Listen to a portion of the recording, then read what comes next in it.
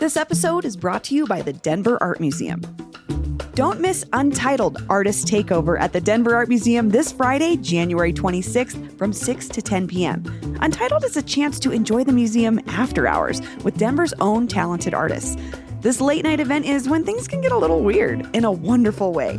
Visual artist Kiana Madison and musician Wes Watkins have curated the unexpected. Around every corner, you'll find interactive performances, art making stations, one night only art installations, and so much more. But what's cool is he works at the museum, so he knows the galleries super intimately, so he can I'm hoping he's going to be doing his own tours, but he's got his own take on everything that's happening in the museum right now. So he's got a little Wes Watkins spin on it. Get to know the art scene in a whole new way at Untitled Artist Takeover this Friday. He's bold. He's bold. His outfits are bold. He's a work of art himself. He's a good-looking person. So I feel like if you walk into Untitled, you will see him and want to hear whatever he's talking about. Reserve your tickets now at denverartmuseum.org.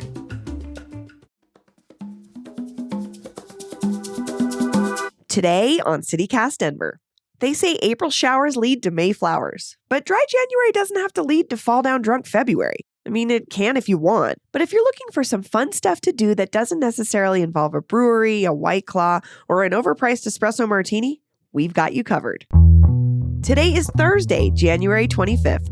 I'm Bree Davies, and here's what Denver's talking about.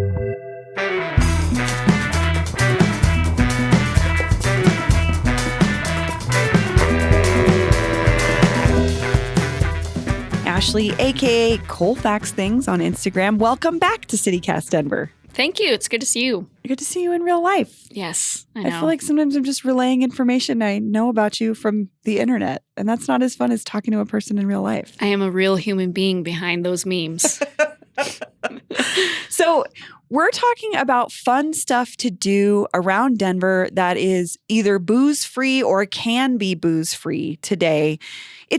It's dry January for a lot of folks. Some folks are, I think, what we would call sober curious. Some of us, like me, I've been in this for almost 18 years. Ashley, where are you at?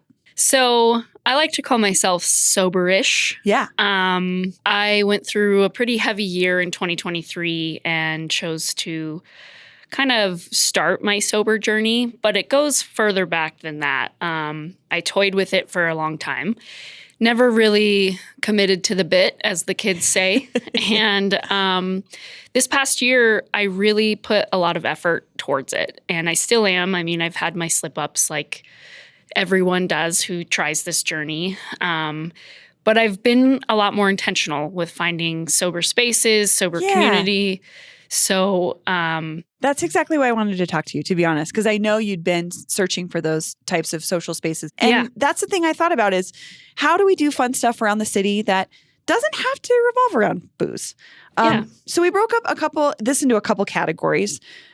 The first one we're going to tackle is best sober activity for a big group that might include some folks that want to drink. What did you come up with, Ashley? So one thing I like to do that a lot of people in Denver don't know this exists is indoor go-kart racing.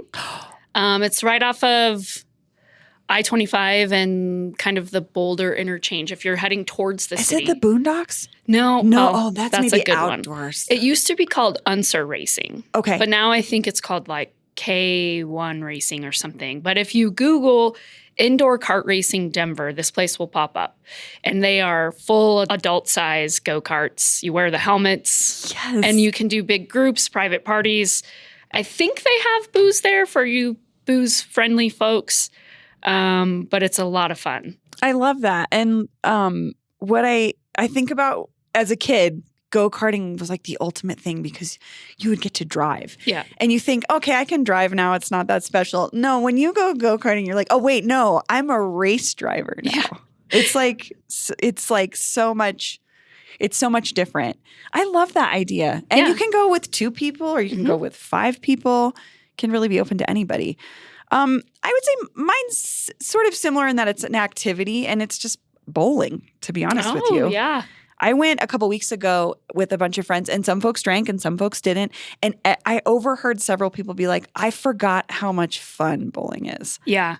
My favorite are the older bowling alleys around Denver.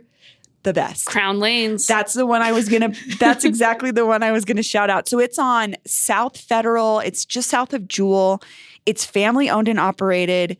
If you are a carnival, skating rink, bowling, food aficionado like myself, their snack bar is insane. Yeah. They have a sign that says ice cold pickles, $1. Yeah. They had churros. They have so much good stuff. But also you can get a pitcher of Pepsi, which I love. Oh, I didn't know that. Yeah. Wow. But like bowling too is something you can do in a group. It's honestly more fun when it's a group. But the thing that's the best is like you kind of have to get on stage in front of people and everyone's watching you do something. And then you either have to like walk in shame because you just gutterballed it or you come out triumphant. Yep. You know what I mean? So if you're competitive, it's perfect. Yes. And it's a good test of your friends if they have a sense of humor about it too. Yeah. You also see when people take it seriously and you're like, oh. Yeah. Okay. You're that guy that takes it that seriously. Our next category is best sober activity for a date. So I'm an old married person. You are a single gal out on the town. Hey, don't tell them. I have a couple. I kind of went with indoor stuff. There's one outdoor because this is fun. Ice skating at Evergreen Lake. Oh. But if your date is not an ice skater, I love the Museum of Nature and Science, antique shops, or there is a stained glass studio where you can do a class, like a small class called Little Glass Art. Oh. And it's like, for the entry-level class, it's like $80 and you get all the supplies in the glass and they walk you through how to make like a really cool 8x8 panel. And this is also a thing, $80. You might spend that at the bar. Mm-hmm. Why not take that $80 and do something cool with it? And you have I think that's what's nice, especially for like a first date activity, something where you have something to focus on. Yeah. So you're not just like staring at each other and asking each other questions. The date goes bad and then you have this memorabilia. I don't know. You could just throw it off your balcony or something. Give it to your mom. Run it over. Yeah. Also, you mentioned Denver Museum of Nature and Science. They do Friday late nights. They also have booze available if you want, but again, it's not the focus. And honestly, it's so much fun. It's again one of those things you think about as a kid being in the museum after dark, even as an adult. Oh, yeah. It's super fun. And I like places like that because they don't focus on booze, you know? It's just a side option if you want, which also I would say sometimes like for me, my husband drinks. He's not a heavy drinker, but like if he wants to get a drink, he can still get a drink there and I can get a Coke and we're good to go. There's still an option. Yeah. Mine were similar to Ace Eat and Serve has $5 late night ping pong Saturdays. I forgot about Fridays that. and Saturdays, 9 to midnight. And again, it gives you something to do. It's inside. Also food. It's not just going out to eat. You can actually like have something fun to maybe be competitive with your date about. This episode is brought to you by Denver Health. Denver Health is a community healthcare system providing care in more than 150 service lines, including multiple convenient urgent care locations and community clinics. And they are tackling some of our city's biggest challenges by offering substance use disorder recovery programs and free or reduced healthcare to 15,000 DPS students each year. Denver Health's expertise in trauma and emergency care services are unrivaled in Colorado and some of the best in the nation, with its 911 response team, paramedic fleet, and level 1 shock trauma center boasting a 98% survival rate. When my husband had cancer, they were amazing. Call 720-928-2127 if you're interested in making an appointment at Denver Health. Again, that number is 720-928-2127. Okay. This one I really wanted to ask you because you are an expert. The best thing to do on Colfax while sober. So I had to really think about this one because a lot of people associate bars and restaurants with Colfax, right? Totally. And other things that they don't really associate being sober with. So I kind of went back into my brain and I mainly wanted to point out that there's a lot of really cool shops you can check out. So you can go look at records at Twist and Shout. You can check out some new sneakers and urban wear from Division West. Oh, yeah, there's shops over there. Yeah, they moved over there. That. Yeah, so if you guys are into higher end, like urban lifestyle clothes, great spot. 303 boards for some solid Colfax branded gear. Oh, it's my favorite. The Learned The Learned Lemur. Yeah, Learned Lemur. I never know if I'm saying that right. But if you like oddities like skulls and weird things, that's a great spot. Going down to East Colfax, there's a place called The Shop, which is kind of like Western wear. Oh, yeah. And right next door is a really solid antique mall, fairly priced, everything, great mid-century modern selections. And then last but not least, there's a newcomer to Colfax right next to Atomic Cowboy called Scavenged Goods. And it's kind of like a thrift store / antique shop. Okay. And solid old punk rock memorabilia. The owner, his name is Chip. He's awesome. I love this idea, though, of shopping in a specific, like on Colfax. I don't think necessarily people think about like walking down the street and checking out different shops, but also it's a great thing to do that, like, again, doesn't require you just to be sitting down and talking to somebody. It's like going out and checking out. Also, those are all local stores. Yeah. They're amazing. And they're all, I mean, except for the East Colfax 2 that I mentioned, you can walk to these on a nice day. It's a simple walk. You can grab coffee at Hooked on Colfax, just cruise. And it's just awesome stuff to check out if you're not looking to drink. Also, the Hooked on Colfax spot, I mean, you can get a drink and then we know Colfax is like people watching Central. Oh, yes. You want to see some amazing human beings, just watch Of all people walking kinds. down Colfax. Yes. One is the Sea Film Center. I just like cannot give enough love to this place. They play all kinds of, like, they have brand new, I saw Barbie there. I mean, they have brand new films, but also they do these like art house films. They do series. Just check their calendar because they're going to have something that you either haven't seen in 20 years or something that like you've never heard of. And what I also love is they do have a little bar. Mm-hmm. You can go get a Coke and hang out after and talk about the movie. They often have panels there too. Totally. Sometimes the producers and directors will show up. So that's really cool if you're into film. Yeah. Yeah. And even if you're not, I would say, like, I'm not a huge film buff, but my friend Keith Garcia is artistic director of the Film Center. He's been on the show a ton of times. He uses that space to sort of introduce folks. Like if you think you like horror films and you're used to like the classics, the Nightmare on Elm Street, here's 3 other films that you may have never heard of that you might want to check out if you like these. Like he curates for film buffs, but also people that are newer to enjoying film. Okay. Best sober activity that's so Denver. Okay. I think this can be so dependent on your personality. Yeah. Right? Yeah. So what is so Denver to you that could be a sober activity, Ashley? I picked 2 different things. So one very classic, going up to Buffalo Bill's grave on Lookout Mountain. I mean, you can learn so much history about Denver and Colorado, and it's also considered a Denver park. Oh, that's right. It's part of the park system. Mm-hmm. And so is Red Rocks, if you guys didn't know that. They maintain all of the land in those spaces. And then my second one is Meow Wolf.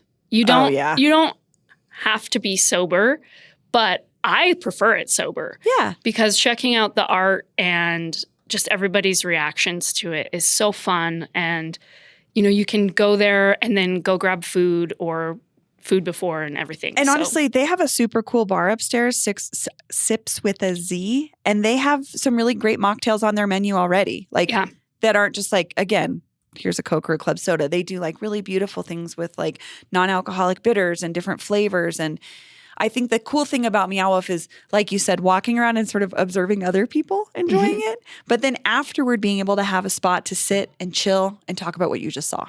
Yeah. And I just remembered, if you want to do outside activities, a lot of people don't know this too, but you can rent a paddleboard at City Park or a paddle boat, I'm sorry. And you can paddle through the lake at City Park. Oh, no way. So nicer weather, that's a great option too. I think you can do that at Wash Park too. I think There's so. a couple options. Yeah.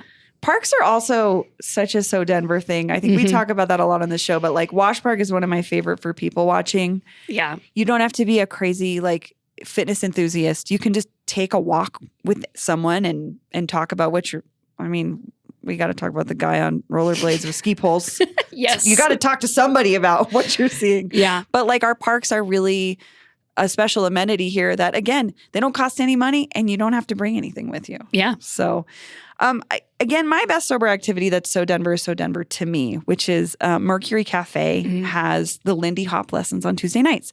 So if you've never even tried swing dancing, you can come down to this night at 6 p.m. at the Merc and you can learn from, it's a beginner class. And I think it's one of those things that I found when I was first sort of entering this journey of like not drinking was I needed physical activities to do. And work, going to the gym was one of those things. Yoga was one of those things. Dance, totally one of those things. Yeah.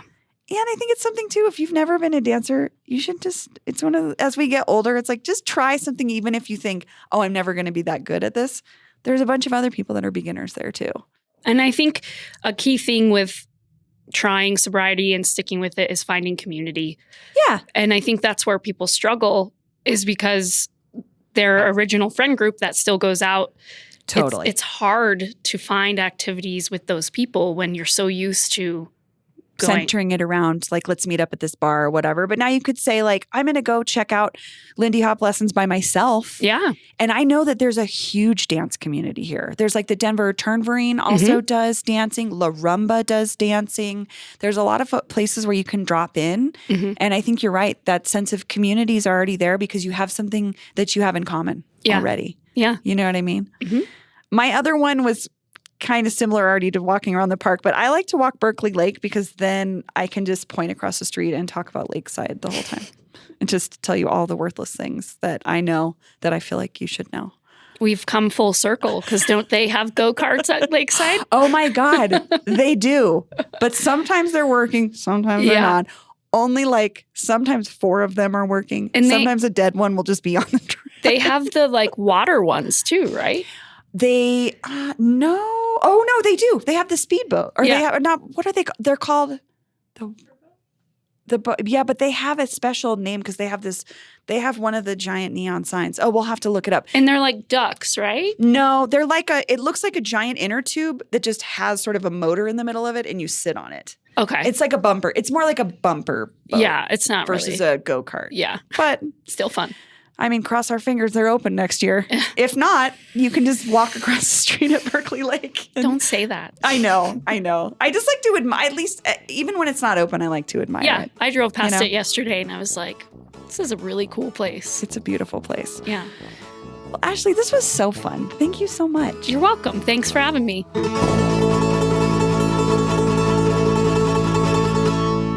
And here's what else Denverites are talking about. Historic preservation in Park Hill.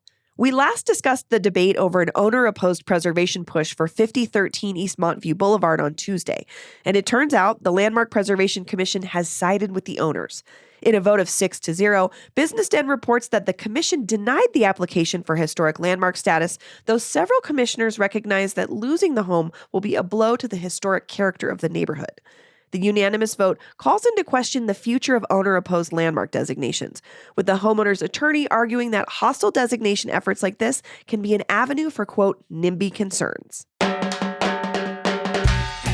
That's all for today here on CityCast Denver. If you enjoyed this show, why not take a minute to tell a new friend about us? Rate the show wherever you get your podcasts, and subscribe to our morning newsletter and learn more about us at denver.citycast.fm. We'll be back tomorrow morning with more news from around the city. See ya!